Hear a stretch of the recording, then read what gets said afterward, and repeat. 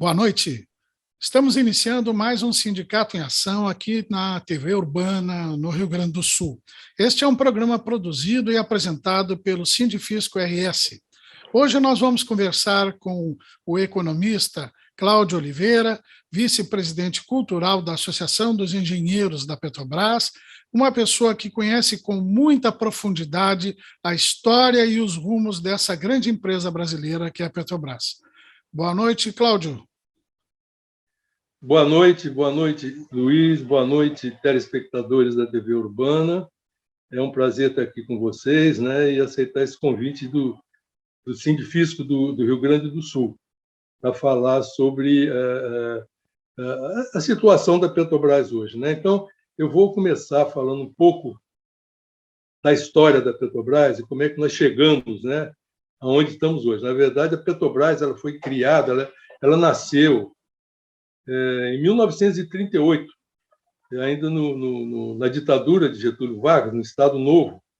O Getúlio colocou como chefe do Estado-Maior das Forças Armadas o general Góes Monteiro. O general Góes Monteiro estava no exterior e voltou para o Brasil, e ele tinha participado da campanha junto com Getúlio. E o Getúlio, então, nomeou o general como chefe do Estado-Maior das Forças Armadas, né? E uma das missões desse cargo é estudar as condições do país, a logística do país, no caso do país entrar numa eventual guerra, né? Mas isso era em 1938, né? Então, quando ele assumiu o cargo, ele chamou os principais auxiliares deles e pediu: onde é que está o estudo de logística se a gente entrar em guerra? E aí eles responderam para ele: olha, general, não se faz isso aqui há muito tempo. Nós não temos esse estudo, isso não está feito. Ele falou: olha, eu quero isso aqui o mais rápido possível. Eu quero isso para a semana que vem, vocês vão me trazer um estudo desse. O primeiro auxiliar dele era o general Horta Barbosa. Tá? Esse general Horta Barbosa, então, reuniu a turma dele. Na semana seguinte, voltaram com estudo sobre a logística, se caso o país fosse entrar em guerra. E aí o Horta Barbosa avisou ele: olha, general, o problema que nós temos aqui é que se a gente entrar em guerra, nós só temos gasolina para 8 dias. Não vai ter gasolina para mais que 8 dias. Aí acendeu a luz vermelha e eles, então, foram bater na porta do Getúlio Vargas, né, para explicar para ele a situação. Ali, então, foi criado o Conselho Nacional de Petróleo. E o general Horta Barbosa foi nomeado primeiro presidente do Conselho Nacional de Petróleo. Tá? Então, a Petrobras, a ideia de criação da Petrobras, foi muito mais de cunho militar do que econômico, né? Nasceu por essa necessidade militar, né? E o general Horta Barbosa, ele começou a estudar toda essa questão, viajando pela América do Sul. Na época, só existia uma refinaria na América do Sul, uma refinaria pequena no Uruguai. E ele viu que tinha de ser mudada essa situação, né? Então esse general... Cláudio, o nascimento da Petrobras, então, é da necessidade brasileira de, estrategicamente, possuir o controle sobre esse bem que é hoje essencial para qualquer nação, né? É isso? Exatamente. Então, quando já se estava, né, discutindo, né, a possibilidade de criação da Petrobras, isso já em 1947, havia os embates, né, no Clube Militar, no Rio de Janeiro, e o general Horta Barbosa foi um intransigente defensor da criação da Petrobras, e teve um discurso que ele fez lá em 1947, eu sempre, quando eu posso, eu coloco ele nos meus artigos, tá? Em que ele diz que a exploração de petróleo, refino, distribuição, são inerentes à soberania nacional. E esse tipo de atividade, num país como o Brasil, tem de estar na mão do Estado, porque ele representa não só poder econômico, mas poder político também. E é intrinsecamente ligado à soberania nacional. Não pode se separar isso, né? Então, nesses discursos, né, e na época havia muita discussão porque interesses internacionais já eram muito fortes no Brasil. A Standard Oil não queria a criação da Petrobras de jeito nenhum. Se ofereceu para criar refinarias aqui, né? Instalar refinarias, então, mas o Otávio Barbosa falou: não, nós vamos criar refinarias, nós vamos instalar refinarias. E a oposição dizia: não, nós não temos capacidade de instalar refinarias, não temos condição. Ele falou: não, tem sim, nós vamos trazer tecnologia e vamos instalar essas refinarias. Ele falou: mas o negócio não vai dar certo. Ele falou: esse negócio é autossustentável. O negócio é autossustentável. E aí foi criada a Petrobras. Houve todo aquele movimento do petróleo é nosso, né? E, na minha opinião, esse general Otávio Barbosa deveria até ser nominado o patrono da Petrobras, porque ele é que fez toda a força para chegar nesse processo, né, do petróleo é nosso, né? E que foi criada a Petrobras. O Getúlio criou a Petrobras em 1953, né? E sofreu uma pressão tão grande que praticamente foi essa criação da Petrobras que levou o Getúlio ao suicídio. Não é? Ele, na carta testamento que ele deixa, que eu sempre levo para todo lugar que eu vou, né? Ele é bem claro, ele imaginava que com o suicídio dele, o Brasil assumiria a soberania, os brasileiros a soberania do país, sabe? Ele acreditava que com o suicídio dele, os abutres, que ele chamava, os abutres, seriam eliminados, não é? Mas, na verdade, isso foi muito efêmero, durou muito pouco. Sim. Logo, os abutres voltaram, não é? Infelizmente, entendeu? E o Getúlio, uma das coisas que ele já tinha, está na carta dele, né? Que ele falava, que eu acredito que foi uma das coisas que deve ter mais impactado contra ele, né? Foi que ele diz na carta dele o projeto da lei do lucro excessivo está no Congresso e não anda. O que era o projeto do lucro excessivo? É que ele queria limitar o remessa de dividendos de empresa estrangeira a 10% do lucro da empresa. Sim. Porque havia um descontrole total, né? Que interessante, se nós trocarmos os anos e os tempos e os presidentes, nós estamos vivendo algo muito parecido nos dias de hoje, não lhe parece? Sem dúvida. Mesmo o problema continua em volta do petróleo, né? O próprio e o Getúlio, né, na carta dele, era muito bem clara. A carta do Getúlio ensina a gente. E eles sumiram com a carta do Getúlio. Nas escolas, ninguém sabe. Os estudantes, meus filhos, todos formados, ninguém conhece a carta do Getúlio. Que a carta do Getúlio ensina o brasileiro a ser brasileiro. Sim. Uma das frases que ele fala mais importante na carta dele, ele diz o seguinte: eu quis criar a liberdade nacional na potencialização das nossas riquezas. O que ele está dizendo? Ele está dizendo: olha, a nossa soberania, a nossa liberdade está na gente potencializar nossas riquezas. O brasileiro não entrega suas riquezas para os outros. Explora a sua riqueza, trabalha ela para se desenvolver. É muito claro, está entendendo? Mas as forças contrárias são enormes. Tem uma história de um dos assessores do Getúlio, que era o general Dornelles, que é pai do ex-governador Dornelles, do Rio de Janeiro, era o general Mozart Dornelles, que, na época, tinha o Assis Chateaubriand com os diários associados, que tinha... Eram as únicas televisões que tinha no Brasil, uma no Rio de Janeiro, outra em São Paulo, né? Um canal do Rio de Janeiro e um canal em São Paulo, que era tudo diário associado, fora os jornais pelo Brasil inteiro, que empreendeu uma tremenda campanha contra o Getúlio, inclusive com o Carlos Lacerda, fazendo discurso, tá entendendo? Então, o general Mozart Dornelles era muito amigo deles, eles tinham vindo da campanha de Canudos, juntos.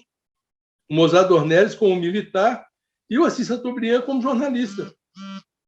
Então, o Mozart Dornelles foi procurar o Assis Chateaubriand, né? Pô, Chateaubriand, por que você faz essa perseguição toda com Getúlio?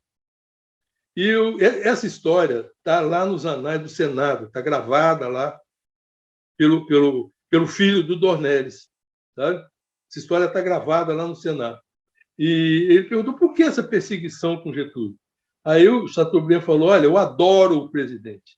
Tá? Se ele quiser, amanhã, eu entrego para ele o Carlos Lacerda de bandeja, para ele fazer o que ele quiser, desde que ele desista da Petrobras. Sim, de lá para cá, nós vivemos quase a mesma situação, né? E o Mozart Dornelles voltou, né, para o Palácio e conversou com o Tancredo Neves, que era o ministro da Justiça, contou a história para ele que tinha tido. Daí ele perguntou: você acha que eu devo ir lá falar com Getúlio? O Tancredo Neves falou para ele: olha, você pode até ir lá falar, mas você já sabe o que ele vai responder. Sim. Já sabe o que ele vai responder. Ele vai negar, não adianta. Entendeu? Então, assim nasceu a Petrobras, conturbada, não é? Mas que cresceu, se desenvolveu, primeiro refinando o petróleo, porque nós não tínhamos petróleo, não é? E cresceu sozinha, com as próprias pernas, independente daquilo que o general Alta Barbosa falou, era verdade. Né? O negócio é autossustentável, e é até hoje, entende? E é fundamental para o desenvolvimento do país. Né? Então, eu sempre lembro que de 1940 até 1980, o Brasil foi talvez o país que mais cresceu industrialmente no mundo. Em 1980, a indústria brasileira produzia mais do que a indústria da China e da Coreia juntos. Como é que nós chegamos naquele ponto? E é claro que isso incomodava o mundo inteiro. Porque todo mundo sempre quis e continua querendo que o Brasil seja um eterno fornecedor de alimento e matéria-prima para ele se desenvolver. Sem dúvida. Não para o Brasil se desenvolver. Então, aquilo ali incomodou muito. Né? E lá, em 1980, já começou a era Reagan e Thatcher, né? A globalização, aquela história toda, né? E aí começou a se envolver que estatal era um paquiderme, entendeu? Quem levou o Brasil a essa situação, né, de crescimento industrial foram as estatais. Sim, Né?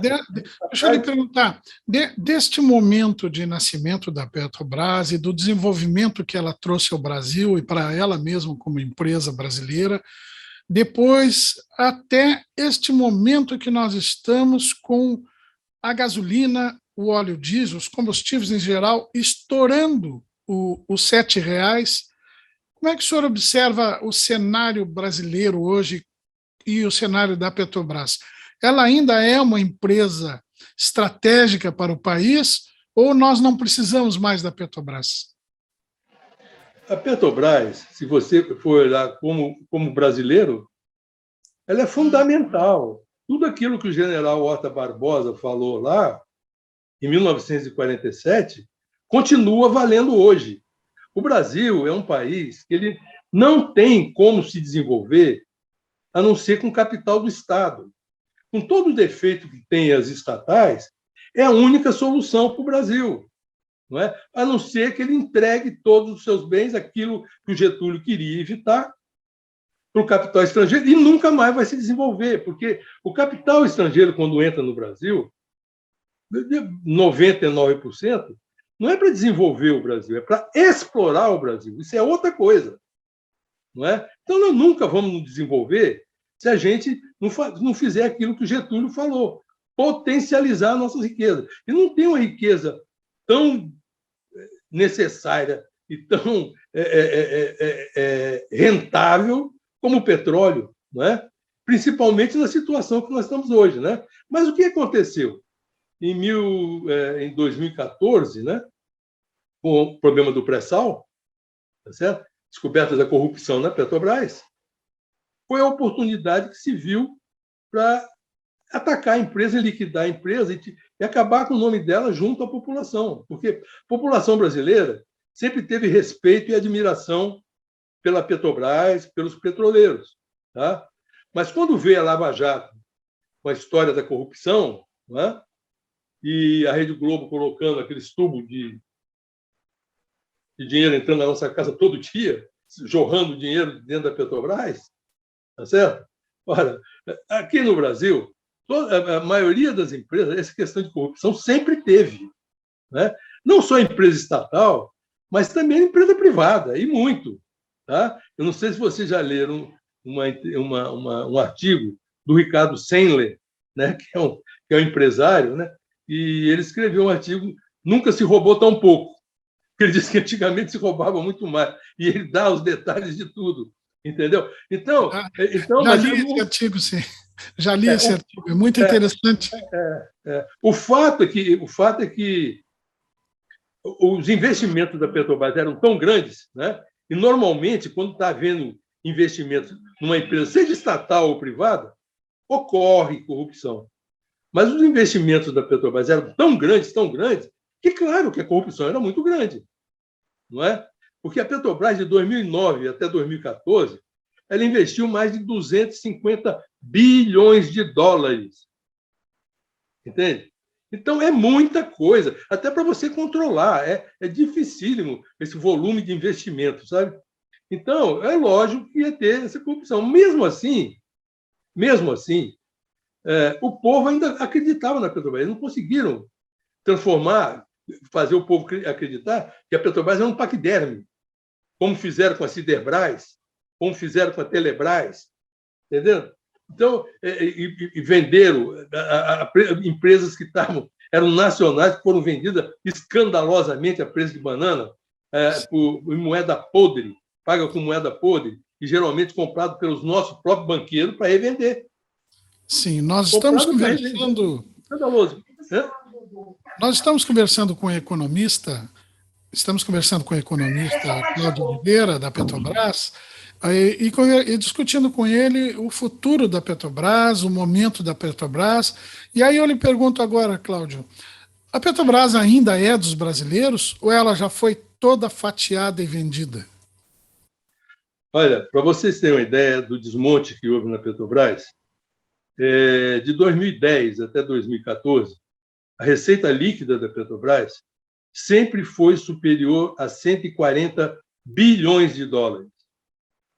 Em 2014, a receita líquida da Petrobras foi de 144 bilhões de dólares. Em 2020, o último balanço fechado, essa receita tinha caído para 54 bilhões de dólares. Houve uma redução de 90 bilhões de dólares da receita da empresa, um valor que é superior ao PIB da maioria dos países do mundo. E ninguém falou nada. Ninguém da imprensa comentou, ninguém disse, não, é como se fosse normal. Não é? Você lembra, quando foi feita a privatização da Vale, teve muita briga, os sindicatos, todo mundo teve quebra-pau na rua, teve tudo. Ora, venderam a BR Distribuidora, a segunda maior empresa do Brasil, muito maior do que a Vale mesmo. Ninguém falou nada. Transferiram o controle dela dentro do mercado a preço de banana e ninguém falou nada. Você entende essa apatia? A mídia não comenta nada, ninguém defende, entendeu? Essa queda que o senhor refere do faturamento líquido da empresa, ela é devida ao fatiamento? O restante do lucro dela, o que está faltando, está na mão de estrangeiros? Não, isso foi efeito. Isso é efeito principalmente da venda dos ativos todos que foram feitos no Brasil e no exterior, não é? E feito de maneira escandalosa, não é? E que, mesmo na associação de dinheiro, nós temos diversos estudos demonstrando a forma absurda, né? Como foram vendidas as linhas de tubo, TAG, NTS, tá certo? Que a Petrobras vendeu para depois alugar. Entendeu? Para depois alugar. E o aluguel paga o que foi investido em 2 anos. Entende? A perda da Petrobras é enorme que aconteceu com isso, né? E a venda da BR Distribuidora, a BR Distribuidora representava mais de 10% do capital da Petrobras. Representava mais de 10% da receita da Petrobras. Isso lá em 2014, quando era 140 bilhões, sabe? A BR Distribuidora representava mais de 10% da receita. Foi vendido, foi entregue a preço de banana, não é? E esse desmonte, né? Existe também um efeito, essa queda tem efeito também de preço de petróleo, essas coisas, né? Mas eu quero mostrar, né, o absurdo, o número enorme e a falta de discussão do assunto no Brasil. Não é? E por que não se discute esse assunto? Porque depois da Lava Jato e da corrupção, e aí que vem o negócio, aquilo que eu chamo a mãe de todas as mentiras. E isso é bom eu conversar com vocês, porque há pouco tempo eu tive uma entrevista numa rede digital de comunicação aí do Rio Grande do Sul. Rede Digital de Comunicação, RDC TV. E nessa conversa, eu nem me lembro que me chamaram para essa conversa, tinha um professor da universidade aí do Rio Grande do Sul, um economista, professor da universidade. E ele falou na reunião, ele disse que a Petrobras praticamente quebrou, tinha quebrado, com o negócio da corrupção e com a subsídio que foi dado, né? Essa história toda, né? E aí eu tive que contestar ele. A Petrobras nunca teve problema financeiro. Isso foi uma mentira que foi inventada e virou verdade. Então, essa mentira é a mãe de todas as mentiras. Isso aí foi a gota d'água para o povo brasileiro passar a desrespeitar a Petrobras, passar a ter desprezo pela Petrobras e não se importar com mais nada que acontecia lá.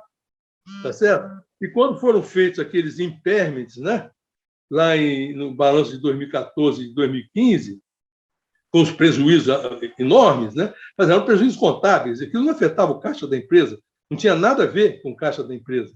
Tá? Mas não adiantava você falar.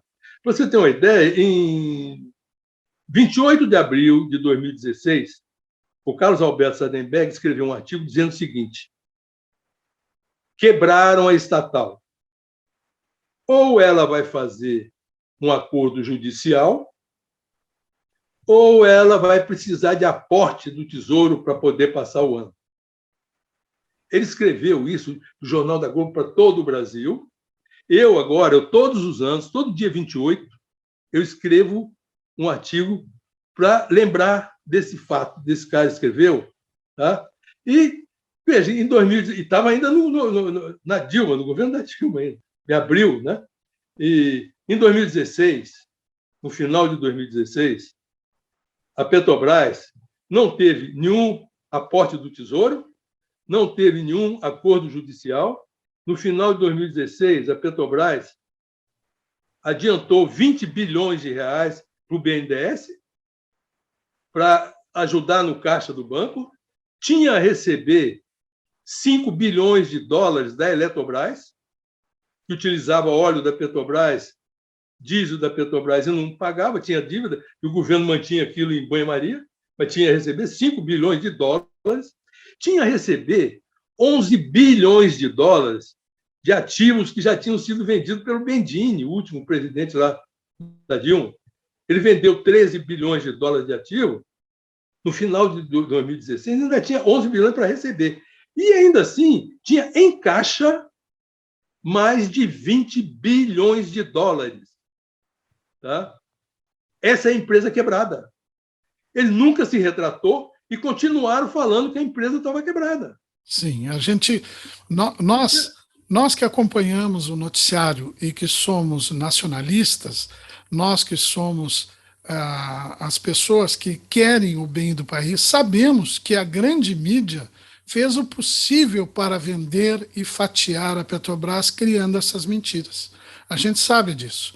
E foi muito bem lembrado pelo senhor aqui, essa crônica, esse texto, que eu me recordo dele e também fiquei estarrecido naquele período. E também acho que a retratação da grande mídia ainda deverá ser feita sobre tudo o que foi dito de inverdade sobre a Petrobras.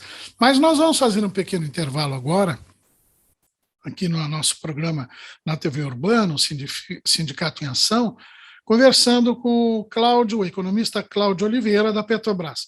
Nós voltamos depois do intervalo, mas antes vamos ouvir as notícias da semana com a jornalista Fabiane Flores. Já voltamos, aguarde aí. Oi, Lac! Oi, pessoal que nos acompanha em mais um programa Sindicato em Ação. Vamos conferir agora as notícias da semana. Arthur Maia cobra empenho de Bolsonaro para aprovar a reforma administrativa. Câmara de Porto Alegre mantém veto a passaporte vacinal. Reforma tributária não poderá afetar distribuição de resultado anterior a 2022. Petrobras reitera que não está descumprindo contratos. Zona do euro. Taxa anual do CPI acelera a 3,4% em setembro, confirma a revisão. Com reforma tributária parada, Planalto foca em aprovar IR para programa social. Inflação para mais pobres encosta em 11% no acumulado de 12 meses. CARF altera a competência de turmas e tributaristas temem mudanças de entendimento. Estas e outras notícias você confere no site do Sindifisco RS.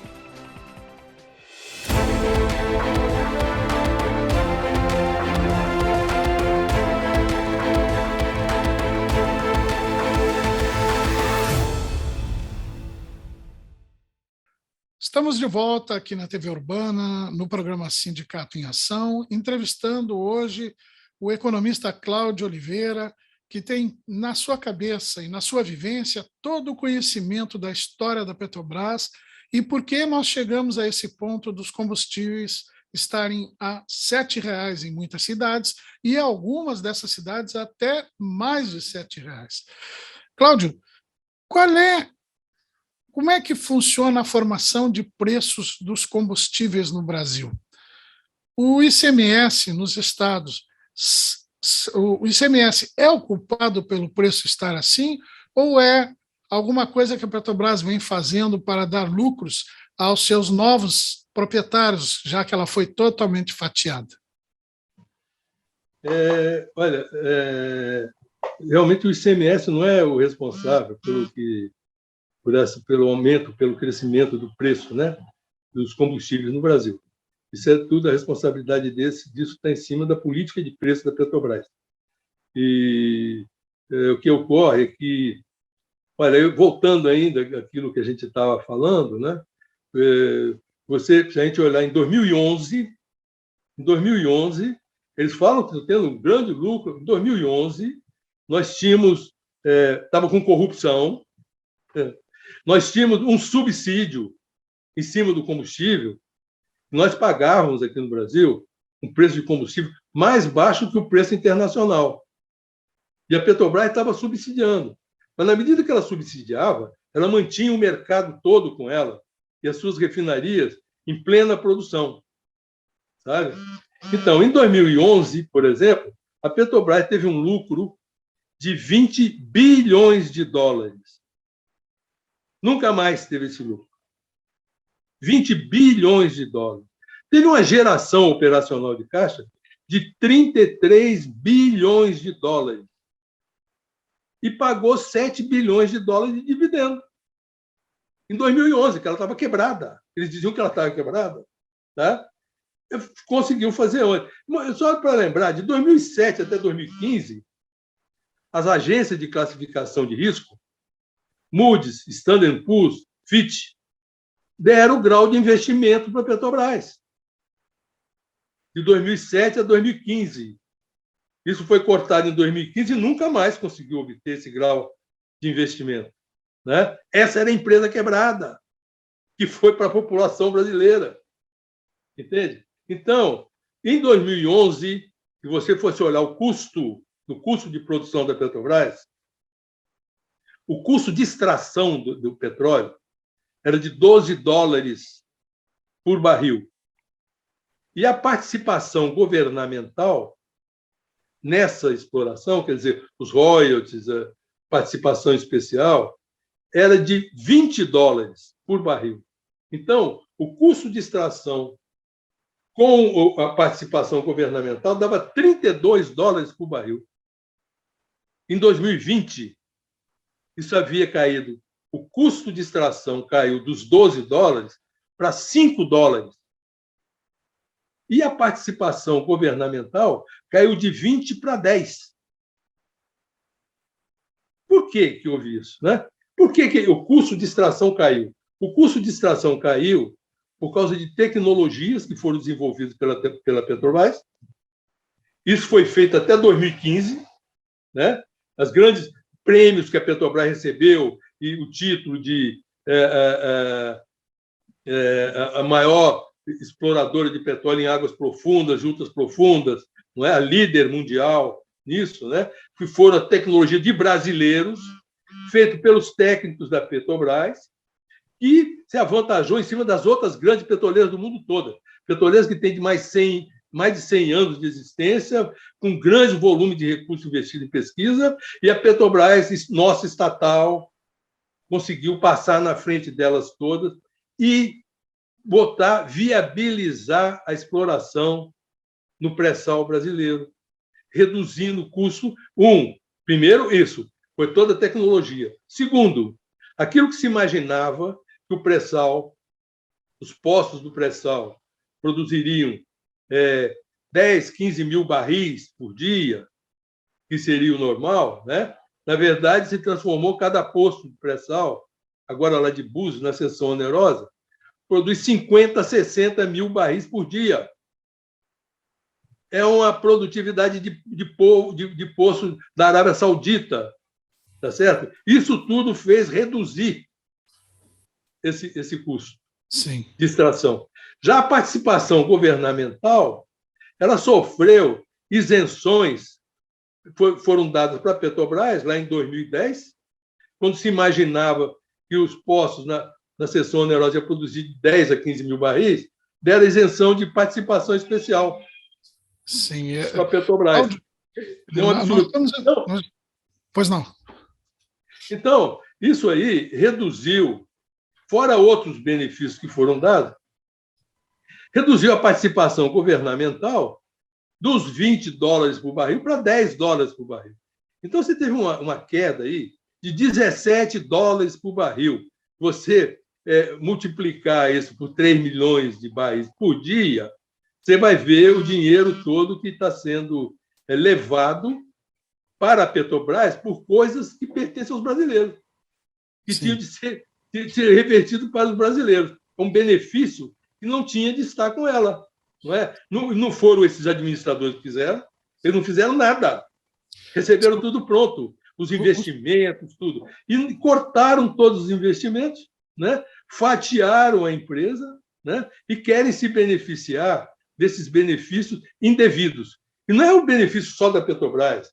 Nesse meio tempo foram criadas outras leis, como a medida provisória do trilhão, feita pelo Temer, uma medida provisória, isentando as empresas estrangeiras de todos os impostos na exploração de petróleo no Brasil. Isso é um absurdo. Isso não pode.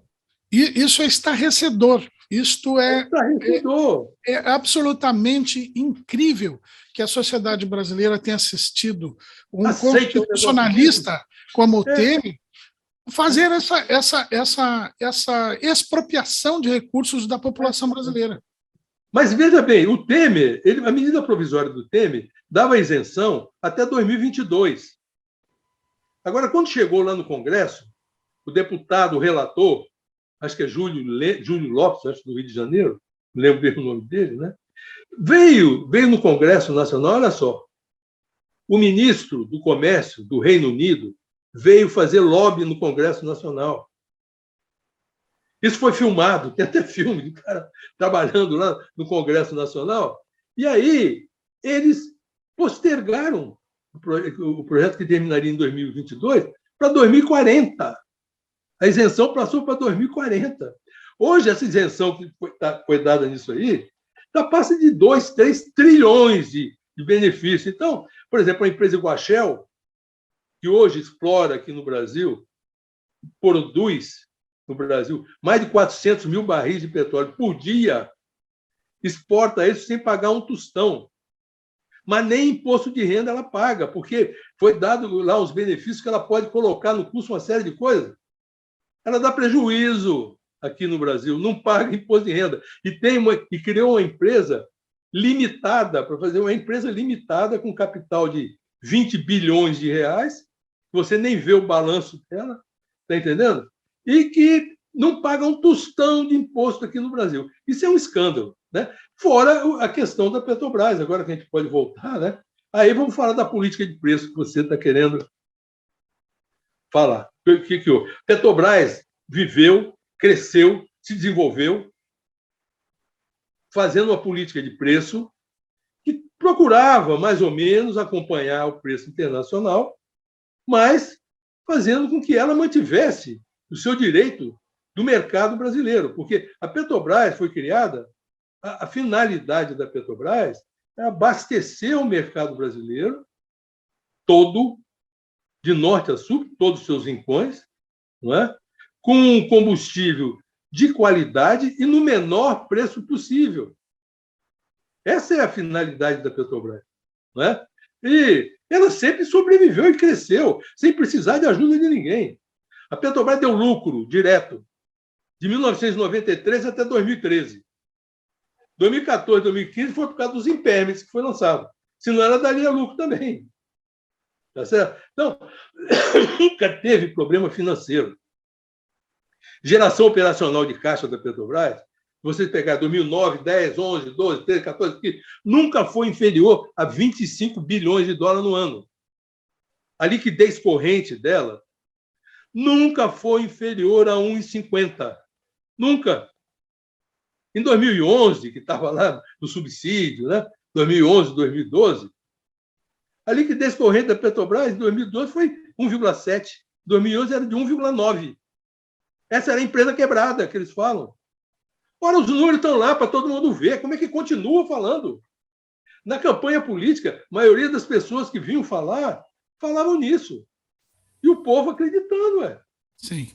Porque ninguém Cláudio, desmente. Então, Cláudio... aí, quando foi em 2000 final de 2014, que a gente tinha um subsídio, né? Final de 2014, 2015, o preço do petróleo despencou, ainda no governo da Dilma. Mas o preço no mercado interno foi mantido o mesmo. Porque aqui no Brasil ninguém percebe. Quando o preço cai, se você mantiver ele mais alto, mesmo que você mantiver o mesmo, ninguém reclama. Ninguém percebe que o preço. Ninguém estava percebendo que o preço internacional estava mais baixo. Então, em 2015 e 2016, ainda no governo da Dilma, os preços no mercado interno ficaram 40%, 50% acima do mercado internacional. Isso, é claro, começou a aguçar os importadores, né? Por quê? Pô, você com preço aqui 40%, 50% acima do preço internacional, eles podiam entrar aqui e começaram a tomar mercado da Petrobras. Começaram mesmo. Pô, 8%, primeiro 8%, conseguiram uns 15%. Aí saiu o governo da Dilma, entrou entrou o Temer, né? E nomeou Pedro Parente. Então, em outubro de 2016, foi instituído, então, o preço de paridade de importação. Né? Para chegar no preço de paridade de importação, lá em outubro de 2016, inclusive ele teve de baixar o preço. O preço estava tão alto que ele teve de baixar o preço ainda.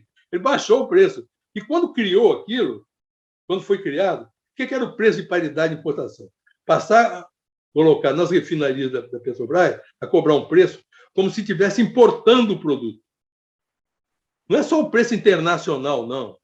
É um preço de paridade de importação. Ele é paritário com a importação. É como se fosse uma importadora que estivesse importando aquele produto. Cada refinaria. Então, considera o preço lá nos Estados Unidos, o transporte até o Brasil, a internação no mercado do Brasil, gastos portuários, alfandegados, o transporte até a refinaria e ainda um seguro para garantir a estabilidade do preço. Assim, passou a ser determinado o preço nas refinarias brasileiras, né? Mas só que quando foi instituído isso, o reajuste era mensal. Era feito mensalmente, tá certo? Quando chegou em 30 de junho de 2017, foi mudada a regra. Então, Pedro Parente anunciou que, a partir dali, os reajustes poderiam ser até diários. Sim.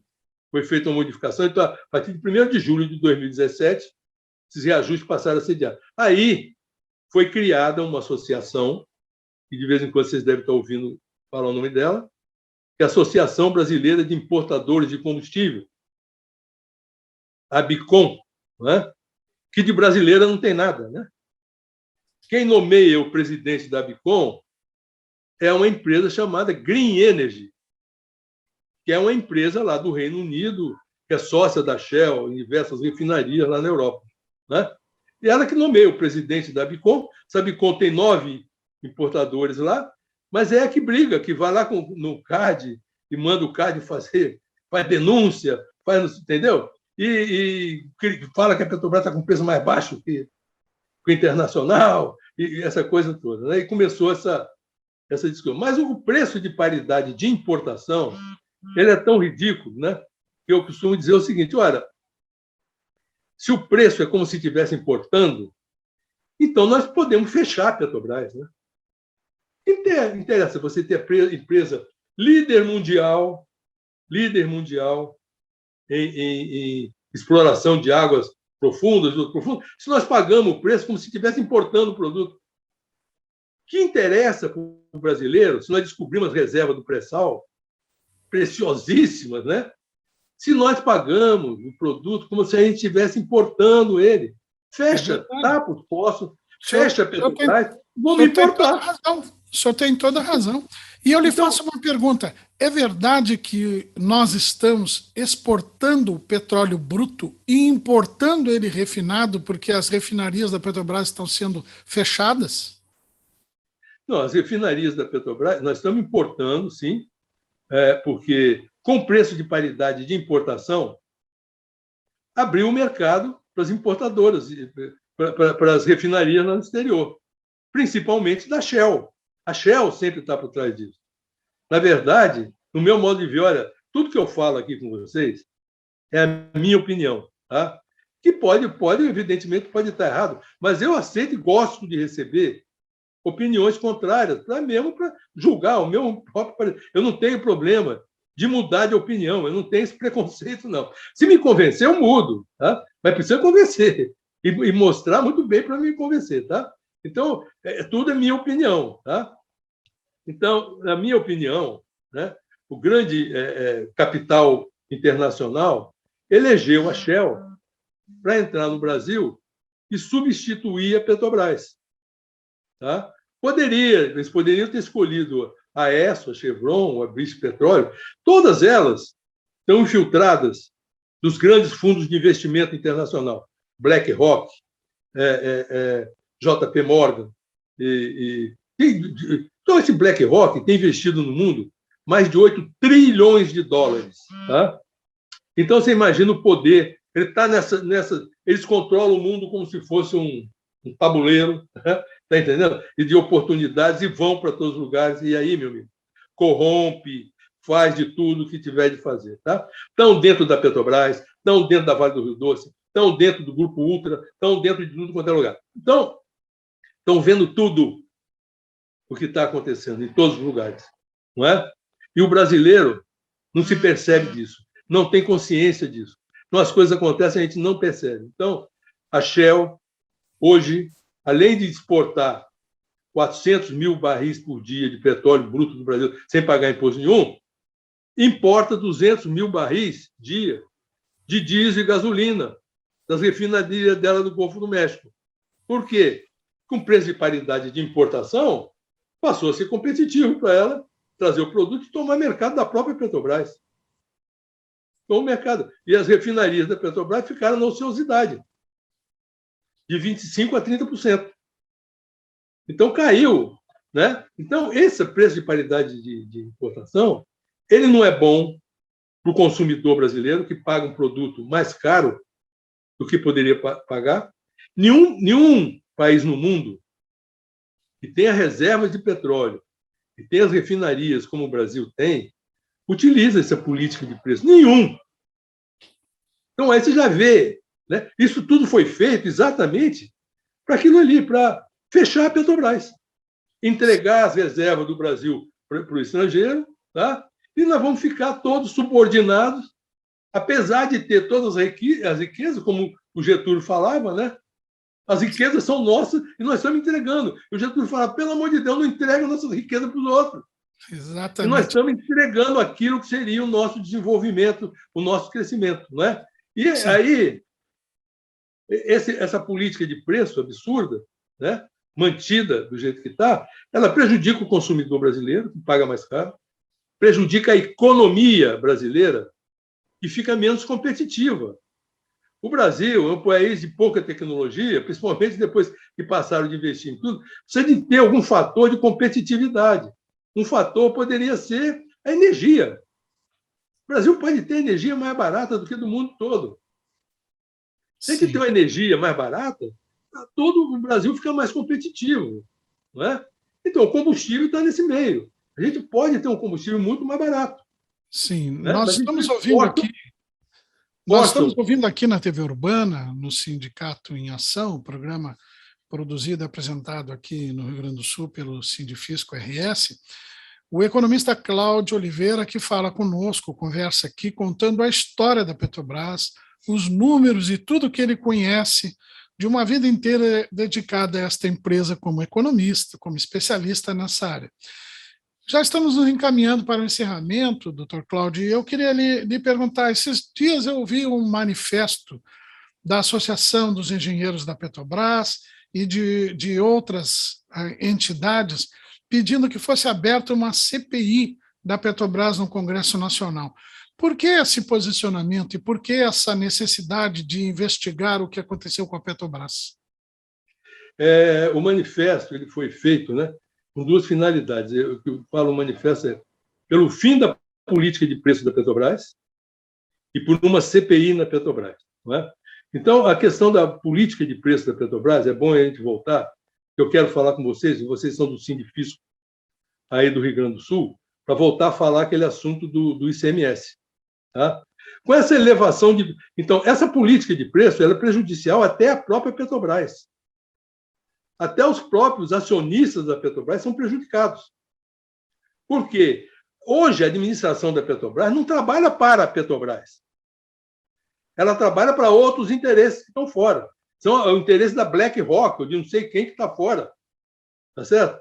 Não é o preço de paridade. Se a Petrobras voltasse a produzir como era em 2011, tivesse como era em 2000, hoje a Petrobras estaria tendo uma geração operacional de caixa maior do que essas petroleiras internacionais todas.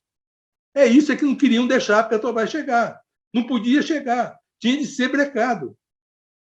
Você imagina a Petrobras tendo uma geração de caixa 50, 60 bilhões de dólares por ano.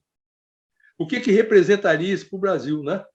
E o que está acontecendo hoje? A Petrobras está explorando, como ela é isenta de diversos impostos, né? Ela tem uma margem absurda.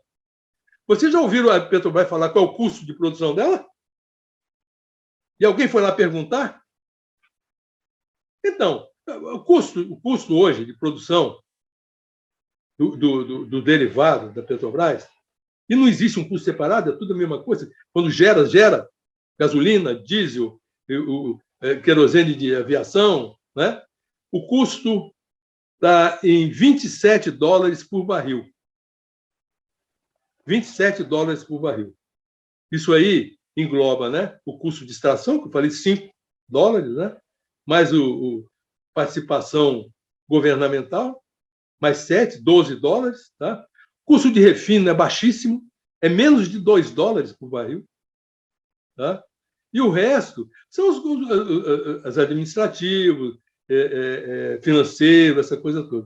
$27 por barril. Como cada barril tem 159 litros, considerando um câmbio de 5,5, você teria o custo de produção, por exemplo, de um litro de diesel, 93 centavos de real. E ela vende o diesel, que é o mais barato, que é o S500, né? Ela vende, em média, nas suas refinarias, por esse preço de paridade de importação, vende hoje a R$2,80. Ou seja, tem um custo de 93 centavos e vende por R$2,80. É uma margem de mais de 200%. Qual empresa no Brasil ou no mundo tem esse tipo de margem num negócio desse? É claro que está errado, esse negócio está errado. Para vocês terem uma ideia, do preço de venda na bomba de um litro de diesel, mais de 36% é lucro da Petrobras. Os impostos hoje, como o governo isentou lá reduzir o imposto federal, né? Só tem mais ICMS, mas o imposto ICMS mais federal não dá 16%. Não é a metade do lucro da Petrobras. Então, o que nós estamos discutindo no ICMS, pô? Eu não entendo. Está entendendo? O lucro. Por que ninguém olha isso? Eu fico espantado. Outro dia teve uma reunião, tem um fórum dos vice-governadores e dos secretários da Fazenda. Eu fui lá e questionei eles. O que vocês estão discutindo em ICMS? Se o lucro da Petrobras é mais do dobro do imposto, o lucro. Né? E aí eles ficaram meio espantados lá, não falaram mais nada também. Escreveram um negócio, mas não sei. Não sei, espero que comecem a olhar. E vocês que estão aí no Rio Grande do Sul, por favor, procurem lá o secretário da Fazenda. Fala para ele, meu amigo, esse assunto aqui, está entendendo? Não tem cabimento. Né? Não tem cabimento. É um absurdo essa política que está sendo feita na Petrobras. Então, o manifesto foi pedindo o fim da política de preço e a CPI, porque o deputado Paulo Ramos, do PDT do Rio de Janeiro, em 1º de setembro, ele entrou com um requerimento, já foi protocolado lá na Câmara, para uma CPI na Petrobras. Tá? Esse requerimento, uma CPI na Petrobras hoje, iria esclarecer isso tudo que eu estou falando. Ou não. Eu quero chegar na verdade. Quem sabe? Eu estou errado. Mas eu quero ir lá, eu quero olhar tudo. Por quê? Qual é o medo? Qual é o temor? De se fazer uma auditoria, uma CPI, que é indispensável, no meio dessa discussão toda, dessa celeuma toda que está aí, fazer essa CPI. Esse requerimento está lá, desde 1º de setembro, só meia dúzia de deputados é que assinaram. Me parece que ninguém tem interesse em mexer na Petrobras. Todos estão querendo vender a Petrobras. Sejam o governo federal, o presidente Bolsonaro recentemente falou que já está falando em querer vender a Petrobras. Né? Veja, o Bolsonaro, antigamente, numa entrevista que ele deu para o Jô Soares, saiu para todo mundo, ele estava querendo dar um tiro no Fernando Henrique, que tinha falado em vender a Petrobras. Né? Foi em 2018, na campanha, ele falou, tem gravação aí no meio dos caminhoneiros, mostrando, eles esculhambando com a política de preço de paridade e mostrando como era ridículo essa política de preço que tinha de mudar. Ele entrou no governo, mudou tudo. Nomeou um general, o general Silvio Luna, que foi para lá, nós tínhamos esperança, o general vai mudar. O general, quando entrou, fez discurso falando que toda empresa tem de ter o seu compromisso social, não é só o lucro, não, compromisso social. Agora ele mudou o discurso, falou que não, é só o lucro. Mudou também. E ninguém da mídia vai lá e pergunta como é que isso muda de opinião, assim, de uma hora para outra. Ninguém da mídia vai lá e encostar o cara e me explica por que isso mudou. Né? O presidente da Câmara, Arthur Lira, primeiro ele criticava a política de preço da Petrobras igual doido. De repente ele mudou. O problema é o ICMS. Isso é uma cortina de fumaça. E já falou. Talvez a gente tenha... Não, tem esse problema todo, a gente não pode resolver. Talvez melhor vender a Petrobras. Você está entendendo? Está entregando o futuro do país. Claro, já viram. Quanto é que vai dar a venda da Petrobras? Quanto é que vai se faturar e quanto é que cada parte vai receber? Sim, não estou interessado. Aqui, Cláudio, já estamos chegando no final do nosso programa. E eu queria dizer para o nosso telespectador que foi e é uma entrevista sensacional, porque ela descortina uma história e uma verdade que a nós que acompanhamos a grande mídia não temos a oportunidade de conhecer. Números, fatos, relações internacionais e relações locais, que nós, ao lermos os jornais, só lemos que a Petrobras está quebrada, que o preço internacional do petróleo é uma realidade e que nós temos que comprar a gasolina com esse preço mesmo. E o Cláudio Oliveira, que é economista, aqui do sindicato, da Associação dos Engenheiros da Petrobras, nos traz uma visão completamente diferente desse cenário que a grande mídia nos vende. Olha, em nome do Sindifisco RS, aqui da TV Urbana também, Queremos agradecer a sua entrevista, doutor Cláudio, e dizer que foi realmente muito esclarecedor conhecer o que está por trás desse mundo, desse universo de lucros e de números fantásticos. Gostaria de passar a palavra para um encerramento da sua parte, depois eu volto de novo. Eu que agradeço a vocês, tá? E vou estar sempre aqui à disposição. Eu quero dizer, mostrar, né? Vocês viram, tem muita coisa para falar, e às vezes a gente fica com a Petrobras deve anunciar o resultado dela do terceiro trimestre, no próximo dia 29, na sexta-feira. No segundo trimestre, ela teve um lucro de 42 bilhões. Né? Esse lucro, no terceiro trimestre, não deve ser tão grande, porque o lucro que ela teve no terceiro trimestre foi puxado por uma valorização do real de mais de 12%, né? E isso deu uma variação cambial positiva lá no balanço de mais de 24 bilhões de reais. Sabe? Agora, no terceiro trimestre, se inverteu. Houve uma desvalorização do real. Né? Então, se ela tiver um lucro, vai ser um lucro bem menor. Mas agora, o lucro bruto dela, a geração de caixa dela, vai ser muito alta por causa desses benefícios todos. Teve um aumento de venda de mais de 10% no terceiro trimestre. Tá? Com aumento de preço, isso vai contribuir para o lucro bruto dela aumentar bastante. Não vai ter um resultado, mas em termos de geração de caixa, vai aparecer muito. Eles vão dizer, tudo está sendo obtido por causa dessas isenções, não é? Por causa dessa grande produtividade do pré-sal, que cada vez mais, quanto mais vai se entrando lá, maior vai aparecendo esse lucro dela. Mas que se tivesse mantido a empresa original, isso seria estrondoso, que o mundo todo não queria ver. Sim. Seria essa empresa hoje. Entende? Sim. Então, é isso que a gente tem de conscientizar os brasileiros, né? De verdade, do que nós estamos falando, do que o país está vendendo o seu futuro escandalosamente, com apoio de mídia, com apoio de Congresso, com apoio de Executivo, com apoio de Supremo Tribunal Federal, que aprovou venda de refinarias de uma maneira absurda, estranha. Então, como é que nós vamos lutar se você é brasileiro, entendeu? Vendo essas coisas acontecer e você é impotente. Mas vou estar aqui sempre à disposição de vocês, tá? Para conversar mais. Eu acredito, então, que nesse terceiro trimestre vai reduzir o lucro, mas a geração de caixa vai ser enorme por causa desses benefícios todos. E aí é que é o dinheiro do brasileiro que está indo para os acionistas da Petrobras. Não é a política de preço, mas é nessa margem que ela tem. Sim. É aí que está indo para os acionistas dela, ao invés de ir para o povo brasileiro, sabe? E essa conversa de dizer que a Petrobras não é mais do Brasil, e o ex-presidente Castelo Branco, recentemente, deu uma entrevista falando isso, né? É preciso lembrar a eles que a Petrobras é uma concessão de exploração de petróleo. O petróleo é do povo brasileiro. Tá? Então, essa conversa, a gente pode também mudar a concessão e até caçar a concessão.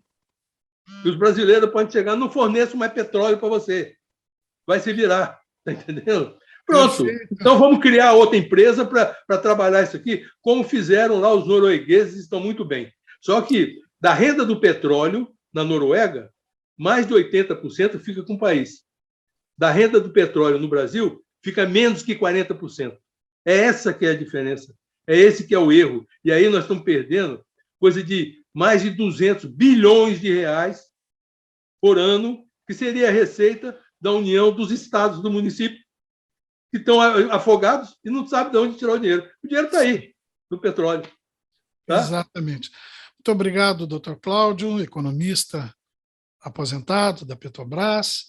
Né? E nós agradecemos a você que esteve aqui conosco na TV Urbana, no Sindifisco RS e no Sindicato em Ação, e retornamos a semana que vem com mais um programa. Hoje foi um programa sensacional, com números, dados e verdades que a gente não vê no dia a dia da grande mídia aí. Muito obrigado ao nosso convidado, Cláudio Oliveira, muito obrigado a você, e até a semana que vem com mais um programa Sindicato em Ação aqui na TV Urbana. Muito obrigado, até a semana que vem.